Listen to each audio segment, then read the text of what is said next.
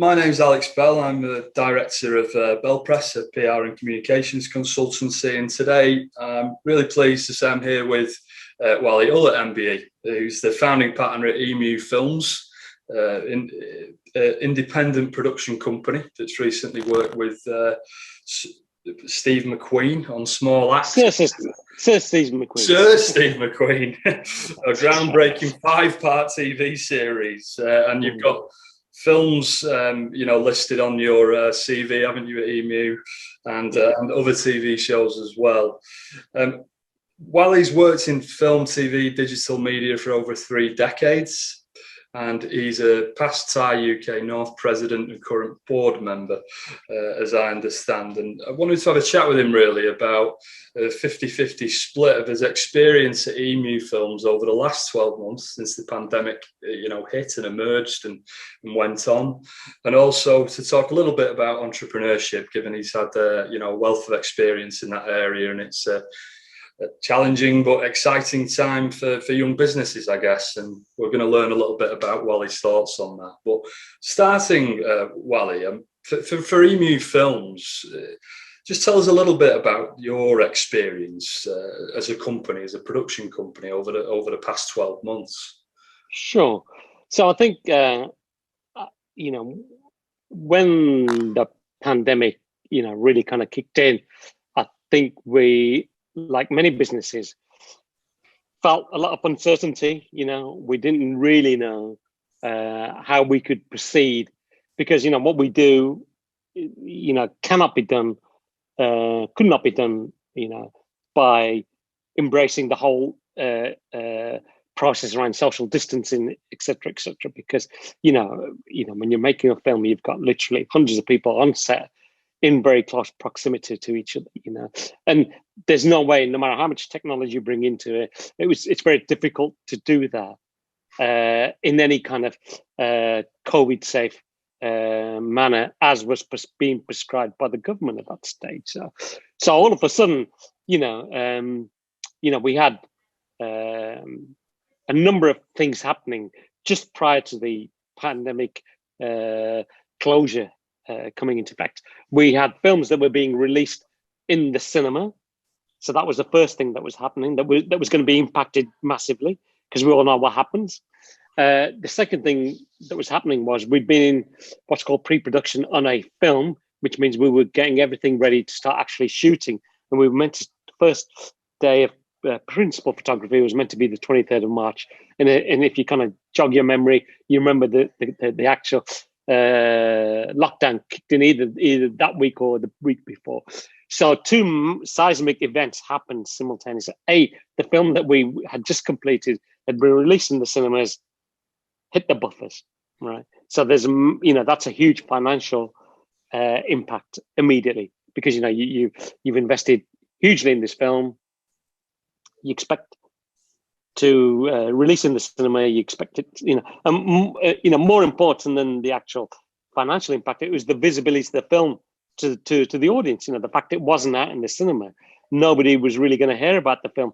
The critics weren't talking about it. It wasn't being written about. So there was all this kind of knock-on effect. It wasn't just financially. The fact was that, there was no kind of dialogue happening about that film. So how do people even know that it exists? So that was huge.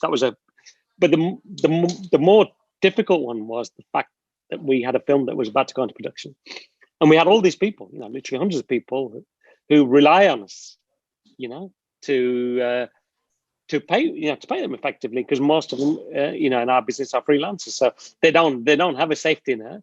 They weren't, you couldn't necessarily furlough people, so we took the kind of decision that we would continue to pay people, because we were thinking, we need to get back into production. So, we couldn't just let these people go.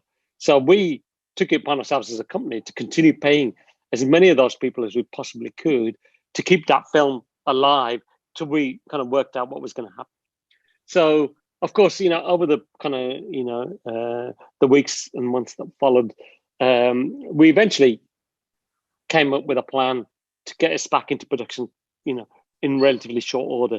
And that revolved around having the government step in as the insurer of last resort, really, because every other insurance company had backed away, so we couldn't get production insurance, and without production insurance, you couldn't go into production. It was just impossible. So after many conversations with the government and with our trade bodies and all that kind of stuff, the government accepted that actually it was a unique situation and they had to kind of step in. So they became the insurer of last resort. We then had something in place that meant actually we can now go into production because we have insurance cover.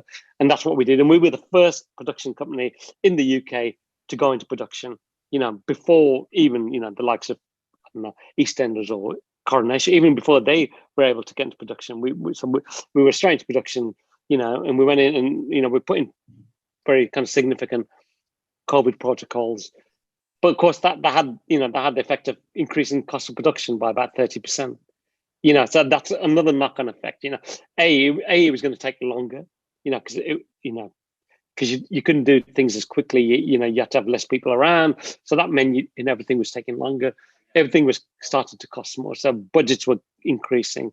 The time needed to complete a project was increasing. So all of these things had to be kind of factored into the financial plan that we'd put together, which really kind of was almost kind of throw that plan out because that's not going to work.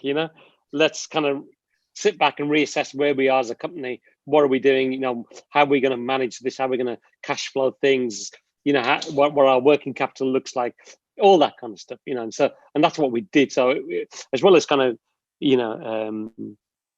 getting back into production, we're simultaneously trying to work out what the long-term prospects of our company was going to look like, given that we had no idea how long lockdown was or wasn't going to last. And I mean, the good thing for us was obviously one of the things that people consumed huge amounts of during lockdown was content. So suddenly content producers became, hugely important because everybody wanted new content, because people rarely watch the same thing twice, right? So people like Netflix, Amazon, all these streamers, they are driven by new content, and that was borne out very recently when Netflix released its last quarter results. And in their last quarter results, what they showed was that viewer subscriptions had slowed down, right? The uptake wasn't as high as they expected. And the primary reason for that was because they couldn't get enough new content onto their platform, right? To track the new. And the effect of that was it wiped off 11% of their share value, which was effectively a $25 billion hit, right, to the company's value. So you can see how important content became. So actually last year ended up being our busiest year ever. Conversely, I mean, it seems like a contradiction in terms, but once we worked out a system of how we could actually make films safely, effectively, and efficiently, we will then able to push on and get the next production in, get the TV series done, get those films out, and all that kind of stuff. So it took a real kind of rethink. It was almost kind of, let's go back to basics. Let's kind of build this back up. And then let's kind of hit the ground as fast as we can and really push on, because there was such a demand for content that we had to kind of just, get as much done as we possibly could. It's the old kind of saying that, you have to make hay while the sun shines, and the sun was definitely shining. Yeah, absolutely. There was an opportunity there, and you seem to have readjusted things really, really well, fairly quickly, but with a lot of thought process, no doubt, behind it.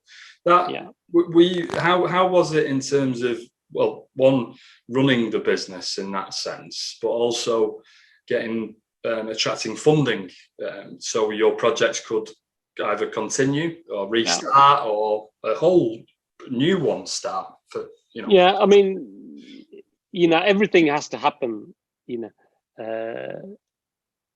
kind of concurrently, really. I mean, I always kind of, the analogy I always use is in our business is like, you're spinning hundreds of plates all the time, right? I mean, that's what our business is like, really, because, for a film to happen, everything has to come together, right? The idea has to come together, the talent has to come together, and more importantly, the money has to come together. And all those things have to come together at the same moment in time, right? And that's not always possible. In fact, that very rarely happens, right? Because you can spend years trying to raise finance for a movie, and you lose your talent, right? Because they've gone on to do something else. Or you get the talent and you don't get the money, or you got the money, you haven't got the talent, you got the, there's so many things. And it's a completely moving, it's always organic, right? And there's some things you can control and some things you have no control over. And one of the things that I learned early on was that you can only worry about the things that you have control over. There's no point worrying about things that you have no control over, because that just leads you to, huge amounts of anxiety and unproductive kind of behavior, really. So you always kind of have to focus on what are the things that I control in my world and how can I make those better. There's always going to be things that I have no control over. No matter how good you are, no matter how brilliant you are, no matter how long you've been doing it, there's always will be things that you can't necessarily get fixated on those things. And I think that's what happens with a lot of, new entrepreneurs. They get fixated on the wrong things. They're getting fixated on things they have no control over and wondering why they're not progressing. So for us, it was really about having a balance between existing projects, making sure they were being done, but also having an eye on, well, actually, once that project finishes, we need to have others in the pipeline, right? But otherwise, it's not sustainable, because, you spend years putting a film together, and then once it's done, you start it from scratch again, right? So, it's difficult to sustain a business like that. So what you need to have is, you need to have a film in production, you need to have a film in development, you need to have a film in pre-production, so you've got films at various stages. So once you finish one, you're hopping onto another one. But that is really so dependent on being able to go out there and raise the finance. And trying to raise finance in a kind of this COVID environment became so much more difficult, because you couldn't have those face-to-face discussions with people, because so much of what we do is about meeting people, and explaining to them what the project's about, and they need to feel your passion for that project. Need to feel that you're committed to that project, and it's very difficult to kind of get that over on Zoom or on through a phone call. So I think that added a layer of complexity that we kind of had to figure in. That raising the finance became a slightly more complex and slightly more elongated process, because rather than you could have one conversation where you meet somebody, you meet them for lunch, you talk about the project, they can throw questions at you, and you can just talk around everything, right? But as it happens on Zoom, you have a conversation with somebody, and they kind of go away and they think about it, and then they come back to you. So the conversations become much more elongated. It just I don't know why, but I've just noticed that. Whereas before I could have one or two conversations with a potential investor, now it's like 5 or 6 before I reach the same point. Yeah. And so you're going to have to kind of figure that into your timing and how that's going to, play out in terms of. So there's been kind of, structural changes that you've had to kind of accept. And again, that's not something you have any control over. You can't change the law. You can't meet people when you're not allowed to. So you have to accept that there's certain things, you can do, and certain things you have to, kind of plan around. Absolutely. And just, briefly before we talk about a little bit about Thai, the record-breaking year for Emu Films, I guess the team and everyone who's worked and collaborated with you over the last 12 months, including you as a founding partner, you must be quite surprised, pleasantly surprised. Might feel a bit strange saying it at this time, maybe. Yeah, no, I think you're absolutely right. It's been a privilege for us to work with so many amazing people, so many talented people. But, at the beginning of the year, if you said to us, this is going to be your busiest year ever, I think we would have been slightly shocked, but that's the thing about being in business, right? That it's never, there's no kind of playbook, right, that says this is how businesses should be run. Right? I mean, you can read all the business books in the world, you can do your MBAs, and they kind of lay out to you this, but actually in the real world, so many things change constantly, right? You're in a complete state of flux, right? And this year more so than ever, right? So as a business, what you have to do is look at what's kind of happening at that moment in time and how you as business can respond. Not kind of be wedded to the way you've done things before. And that's important, right?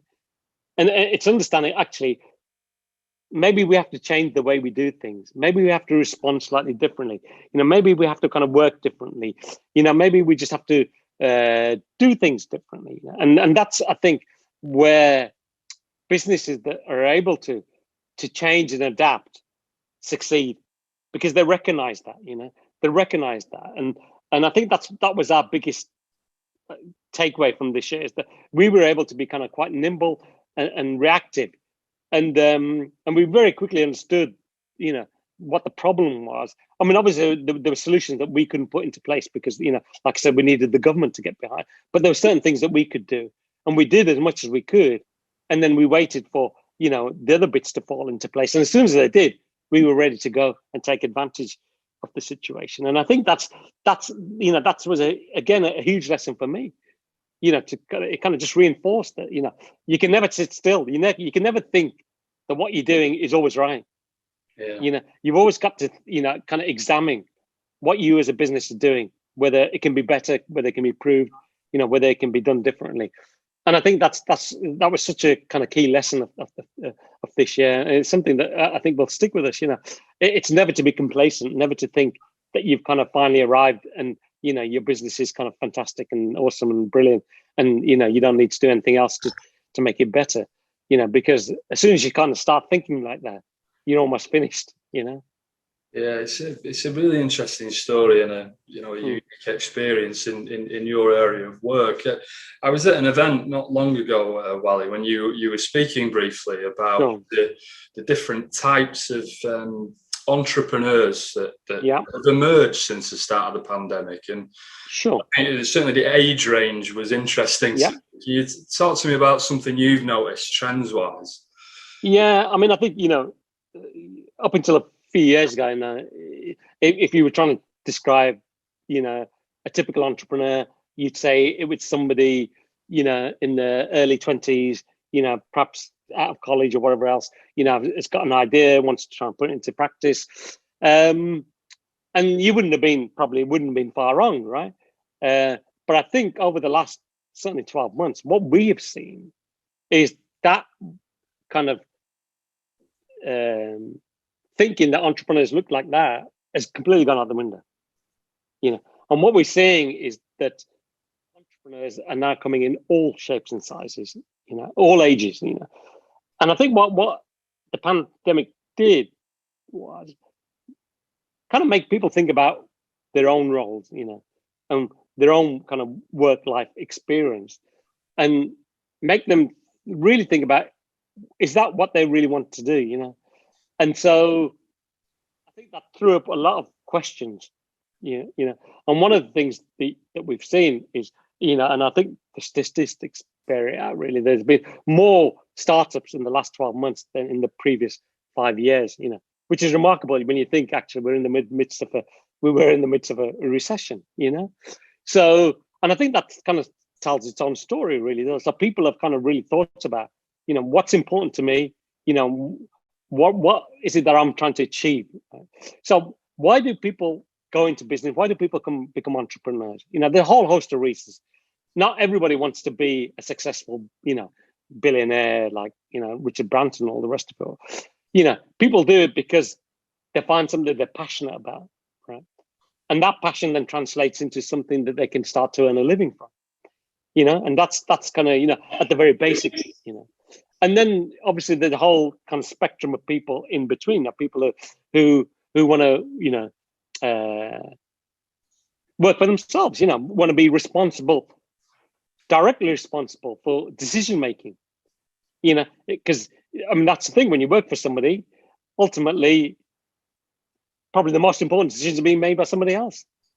And as an entrepreneur, you are responsible. You ultimately decide, which way to go, and so the decision rests with you. Ultimately the buck stops with you. So and I think that was also important for a lot of people, was really to have that freedom to kind of start making those kind of decisions, however big or small they may be. So I think that was also a huge factor in why people chose to start businesses. And also, the other one is in the kind of more the one that we recognize is people just thought, I've got a great idea, I want to try and build a business, and I just think I can do that on my own. So I think the reasons have certainly changed. The demographic has certainly changed, and like, I'm seeing much older, people in the 40s, 50s, and even older that have spent long careers, in the corporate world, suddenly thinking, actually, after 25 years of working, I think I've got something else to offer, something else I want to really do, and I don't want it to leave it much later, So yeah, absolutely. I think we're seeing, which is, I think is great, because, they bring a whole different skill set, entrepreneurial environment. Obviously you've got those entrepreneurs at the very beginning of their careers, and for them it's all new and exciting and challenging. But then you've got these other people that, they've spent maybe years working in the corporate environment.